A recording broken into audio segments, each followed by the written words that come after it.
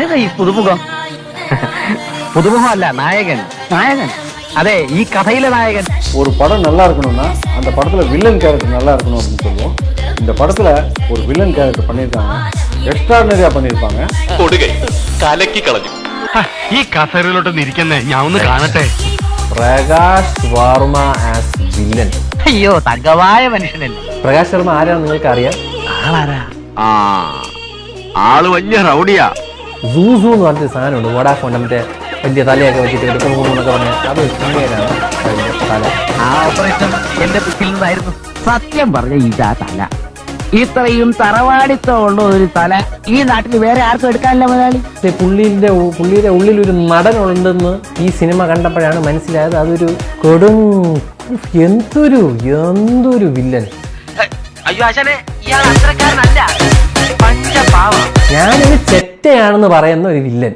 എടാ improvise acting എന്താണെന്ന് ഇപ്പൊ മനസ്സിലായില്ലേ? ആട്ടെ പേടിച്ചില്ലേ? സത്യം പറഞ്ഞാ പേടിച്ചു. എന്ത് പറയാ, ഇതൊക്കെയാണ് വില്ലേ. മറ്റേ ഡ്രാഗൺ എന്നൊക്കെ പറഞ്ഞ അവനെ കൊണ്ടുവച്ച് ഗോപാലത്തിനെ കാണിച്ചതൊക്കെ പറഞ്ഞിട്ട് കാര്യമില്ല. അങ്ങനെ എന്നെ കൊച്ചാക്കരുത്. അടിപൊളി വില്ലൻ അടിപൊളിയല്ലേ. അതിന് എല്ലാത്തിനും എന്റെ ഒരു മേൽനോട്ടുണ്ടായിരുന്നു. അതുകൊണ്ട് കാര്യങ്ങളൊക്കെ ഭംഗിയായി.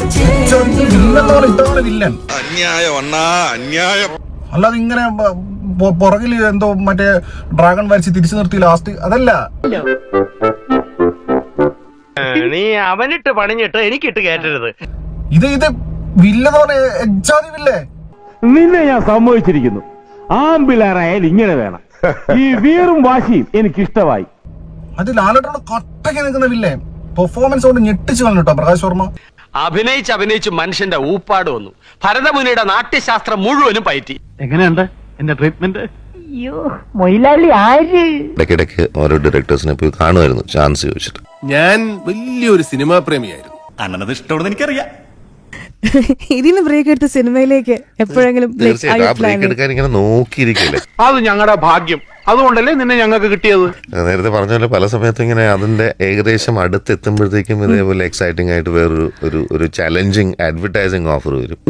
താങ്കൾ വളരെയധികം പ്രത്യേകതയുള്ള ആളാണ്. എല്ലാ കാര്യത്തിലും ആ പ്രത്യേകത പ്രകടവുമാണ്. എന്റെ ലക്ക് ഈ മണ്ണി തെളിയിച്ചിട്ട് ഞാൻ ഇവിടുന്ന് പോകും. ഇപ്പോൾ കാണിച്ചത് വെറും സൂചനയാണ്. ഉറുമി, വാൾ, കെട്ടില്ല കെട്ട്, പൂഴിക്കടകൻ, അടവ് നമ്പർ 18 ഇവയെല്ലാം ഉണ്ട്. വേണേ കാണിക്കാം. അപ്പൊ എല്ലാവർക്കും സമാധാനമായല്ലോ. എന്നാ കാണാം. Double okay.